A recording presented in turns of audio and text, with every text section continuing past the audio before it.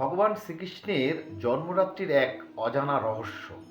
আপনি কি জানেন, শ্রীকৃষ্ণের জন্মের রাতে শুধু কারাগারের দরজাই খুলে যায়নি, প্রকৃতিও তাকে যেন স্বাগত জানিয়েছিলেন।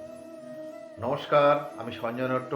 আজ আমরা জানব ভগবান শ্রীকৃষ্ণের জন্মের এই গোপন রহস্য।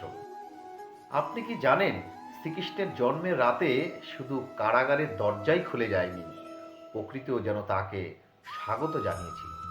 শাস্ত্র অনুযায়ী ভাদ্র মাসের কৃষ্ণপক্ষের অষ্টমী তিথিতে রোহিণী নক্ষত্রে মধ্যরাতে শ্রীকৃষ্ণের আবির্ভাব হয়। অনেকেই জানেন, বসুদেব তাকে যমুনা পার করে গোকুলে নিয়ে গিয়েছিলেন।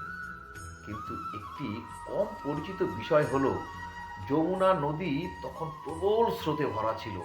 বলা হয়, শ্রীকৃষ্ণের ছোট্ট পদস্পর্শ পাওয়ার জন্য যমুনার জল একবার উপরে উঠে এসেছিল।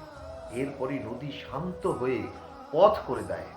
আরও একটি বিস্ময়ের ঘটনা হলো, কারাগারের শিকল, তালা এবং প্রহরীরা কোনো মানবীয় শক্তিতে নয়, ঈশ্বরের যোগমায়ার প্রভাবে নিস্তব্ধ হয়ে পড়েছিল।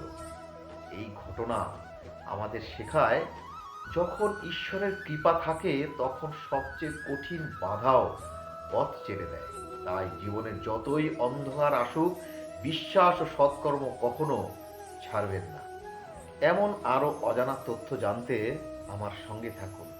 আজকের এই আলোচনাটি আপনার কেমন লাগলো অবশ্যই জানাবেন।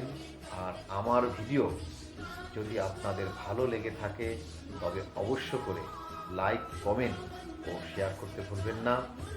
আর প্রত্যেকের সুস্থতা কামনা করি। সবাই মিলে একবার বলুন, হরে কৃষ্ণ।